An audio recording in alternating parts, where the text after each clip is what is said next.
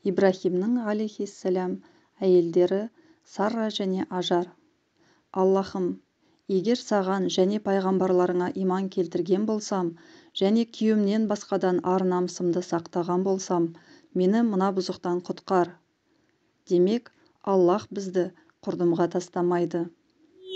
Бұл адамзат тарихындағы ұлы тұлғалардың бірі, пайғамбарлардың атасы Ибрахимнің әйелдері Сарра және Ажар жайлы әңгіме.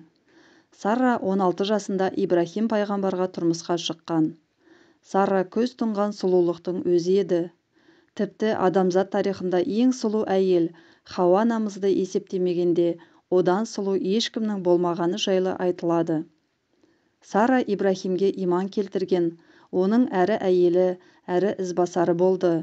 Ол Ибрахиммен бірге Ирактан Шамға, Мысырға, Палестинаға қоныс аударған. Сарраның дәрежесін ашып көрсеткен уақиға Мысырда орын алғанды. Ибрахим мен Сарра Мысырға көшіп келеді. Ол жерде бір жауыз, қатыгез патша билік құрып отырғанды. Ел құлағы елу емес пе? Патша өз мемлекетіне бүкіл адамзаттың ең сұлу әйелі кіргенін естиді. Бұл жаңалықтан хабардар болған залым патша есек дәмеге беріліп, зұлым ойға кетеді. Патшаның надандығы сондай, ол әйелге деген құрмет, ар-намыс, абыройға көңіл бөлмейтін, ешқандай жауапкершіліксіз, адамгершілік қасиетке сүлесоқ қарайтын тоңмойын болатын. Арам ойын іске асыру мақсатымен Сарраны иемденгісі келіп, оны алып келуге жұмсаған әскеріне: қасындағы еркектен сұраңдар, оған кім болады екен? Егер күйеуі болса, өлтіріңдер, деп бұйырады. Әскер Ибрахимге келгенде, пайғамбар олардың суыт жүрісін сезеді. Әскерлер: мына әйел кімің болады? Деп сұрағанда Ибрахим: қарындасым, деп жауап берді. Сосын Ибрахим Сарраға: егер сенен сұраса, менің қарындасым екеніңді айт, Аллахпен ант етем, бүгінде жер бетінде ерлі зайыптылардан сені менен басқа ешқандай мүмін жоқ, дейді. Пайғамбар саллаллаху алейхи уассалям Ибрахимнің 3 рет жалған сөйлегенін айтады, ал оның ешқайсысы өз мүддесі үшін еместі. Соның бірі сол залым патшаға Сарраны қарындасым деп айтқаны.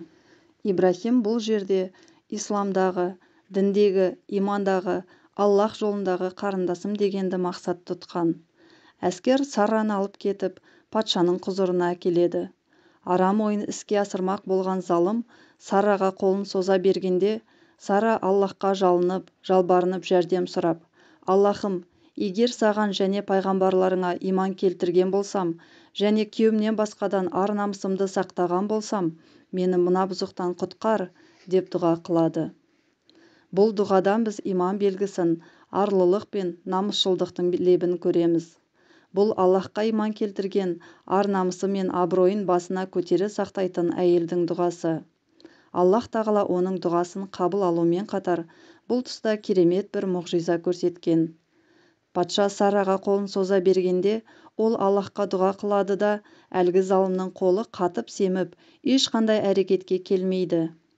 Қатты қорқып, зәре-құты қалмаған патша Саррадан өзін босатуын жалынып сұрайды. Босатпайын десе, залым патша адамдарына өзін өлтіруді бұйыра ма деп қауіптеніп, Аллахқа оны босатуын сұрап дұға қылады. Ол босайды. Патша аңтарылып: мүмкін бұл шайтанның ісі шығар, деп екінші рет Сарраға қолын созады. Сарра қайта дұға қылғанда, патшаның қолы тағы да қатып қалады. Патша Саррадан тағы да өзін босатуын жалынып сұрайды. Сарра Аллахқа оны босатуын сұрап, тағы да дұға қылады. Ол босайды. Сөйтіп залым патша 3-ші рет әрекет жасағанда, Сарра қайта дұға қылып, патшаның қолы семіп, алғашқысынан да бетер болады. Сол кезінде ғана патша ынсапқа келіп Сарраға: осы жолы мені босатсаң, өзіңе лайықты сый құрмет көрсетемін, деп қайта жалынады. Өз басына қатердің төнуінен қорыққан Сарра Аллах тағалаға дұға қылып, оны босатуын сұрағанда, патшаның қолы қалпына келеді. Ақымақ, залым патша Сарраға жұмсаған жасақтарын шақырып: сендер маған кімді кіргізгенсіңдер? Бұл адам емес, шайтан ғой, оны сыртқа шығарыңдар, деп айқайлап бұйырады. Осылай құдіреті күшті Аллаһтың кереметін қорғансыз, шарасыз әйел Мысырды ашса алақанында, жұмса жұдырығында ұстап тұрған патшаның жәбірінен құтылды. Назар салыңыз, иман мен ар-ожданға қатысты жәрдем сұрағанда әйелдің дұғасы Аллаһ тағала тарапынан бірден қабылданған. Сөйтіп патша сөзінде тұрып, Сарраны босатып, оған орасан зор сый-құрмет көрсетіп, тарту-таралғы жасап, оған қоса Ажар атты тағы бір сұлу күңді қосып береді. Бұл Мысыр патшасының Сарраға жасаған сыйы болды.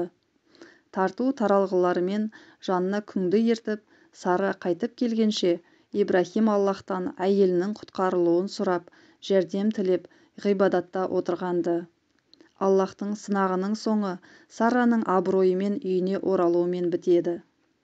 Ибрахим бұл жерде қоныстанудан қауіптеніп, Палестинаға қайтып кетеді. Сол жерде әжептәуір мал дүниелі болады. Әйтсе де, оның бір арманы балалы болу еді. Жасы болса келіп қалды. Әлі күнге дейін перзентсіз жүруі көңілін жүдететін. Бірақ арманының орындалатынына сенетін. Ибрахим бұл тағдырына назаланып, уәж айтпайтын. Керісінше, Раббысының көрсеткеніне шүкіршілік етіп, берген несібесіне разы болып күн кешетін.